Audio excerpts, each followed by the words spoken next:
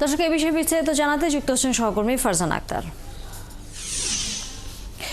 ফারজানা, আমরা জানি যে এনসিপি সকাল থেকে বিক্ষোভ কর্মসূচি পালন করে আসছে। তাদের সাথে নির্বাচন কমিশনের কোনো কমিশনার বা কোনো কর্মকর্তা কথা বলার চেষ্টা করেছে কিনা, বা একই সাথে যেহেতু একজন কমিশনার কিছুক্ষণ আগে আপনাদের সাথে কথা বলেছেন, এনসিপির এই আন্দোলন নিয়ে কোনো মন্তব্য তিনি করেছেন কিনা?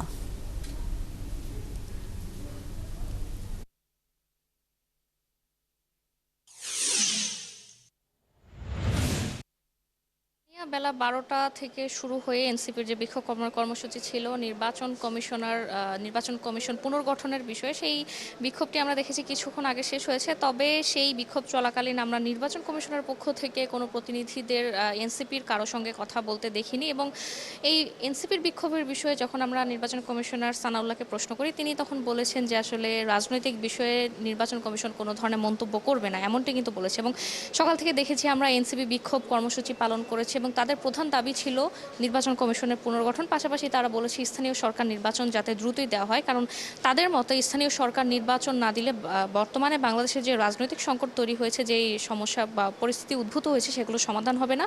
এবং তারা বলছে এই নির্বাচন কমিশনের পুনর্গঠন দরকার, কারণ নির্বাচন কমিশন আইন 2022-এর যেই আইন অনুযায়ী নির্বাচন কমিশন নিয়োগ দেওয়া হয়েছে, সেটি আসলে বিগত সরকারের আমলের, শেখ হাসিনার আমলের আইন। এবং তারা বলছে এটি ফ্যাসিস্ট সরকারের আইন, এবং এই সরকারের আইনে নির্বাচন কমিশন যেহেতু নিয়োগ হয়েছে, সেহেতু নির্বাচন কমিশনের তারা পদত্যাগ চায়। এই নির্বাচন কমিশন যাতে পুনর্গঠন করা হয়। শুধু আজই না, আমরা কিন্তু এর আগেও দেখেছিলাম। আরেকদিন যেদিন প্রধান নির্বাচন কমিশনারের সঙ্গে এনসিপির প্রতিনিধি দল কথা বলতে এসেছিল, সেদিনও কিন্তু তারা এরকম একটি ইঙ্গিত দিয়েছিল যে তারা নির্বাচন কমিশন পুনর্গঠন চায়। এবং বলা যায় যে নির্বাচন কমিশনকে এক ধরনের হুঁশিয়ারি দিয়েছিল যে তারা যাতে কথাবার্তা সাবধানে বলে বা নিরপেক্ষভাবে বলে। তবে এরপরও আমরা দেখেছি যে এনসিপির পক্ষ থেকে বলা হয়েছে নির্বাচন কমিশন একটি দলের হয়ে কাজ করছে, একটি পক্ষের হয়ে কাজ করছে।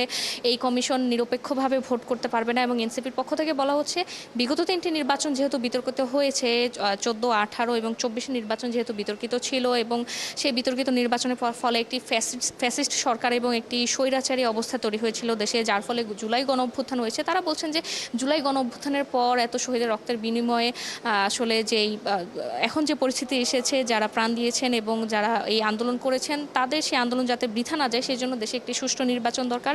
এবং এই সুষ্ঠু নির্বাচনের ক্ষেত্রে কিন্তু নির্বাচন কমিশনের পুনর্গঠন চায় তারা। এবং তারা আরেকটি বিষয় বলেছে, সেটি হচ্ছে নির্বাচন ব্যবস্থা সংস্কার কমিশনের যে প্রস্তাব, সেগুলো দেওয়ার আগে যেহেতু নির্বাচন কমিশন গঠন হয়েছে, তারা বলছেন যে নির্বাচন ব্যবস্থা সংস্কার কমিশনের প্রস্তাব অনুযায়ী নতুন করে যাতে একটি নির্বাচন কমিশন গঠন করা হয় এবং এই নির্বাচন কমিশনকে যাতে বাদ দেওয়া হয়। এবং আরেকটি বিষয় জানিয়ে রাখি, সকালে এখানে নির্বাচন কমিশনের একটি সভা হয়েছিল। সেই সভায় আমরা দেখেছি রাজনৈতিক দল এবং প্রার্থীর আচরণ বিধিমালা নিয়ে এবং যে নির্বাচনী ভোট কেন্দ্র ব্যবস্থাপনা নিয়ে একটি খসড়া আইনের চূড়ান্ত হয়েছে। এবং সেই আইনে আমরা দেখেছি বলা হয়েছে যে এরপর আসলে নির্বাচন কমিশন পরীক্ষামূলকভাবে সব রাজনৈতিক দলকে একই ছাদের নিচে নিয়ে এসে বা একই মঞ্চে তারা ইশতেহার দিতে পারবেন, এরকম একটি ব্যবস্থা করতে যাচ্ছে নির্বাচন কমিশন। এবং নির্বাচন কমিশন বলছে নির্বাচন কমিশনের অধীনেই যে রাজনৈতিক দলগুলো আছে তারা প্রচার চালাতে পারবে, তারা তাদের যে নির্বাচনী প্রচার সেটা চালাতে পারবে। এবং ধন্যবাদ ফারজানা আক্তার, আমরা ফিরবো নিশ্চয়ই।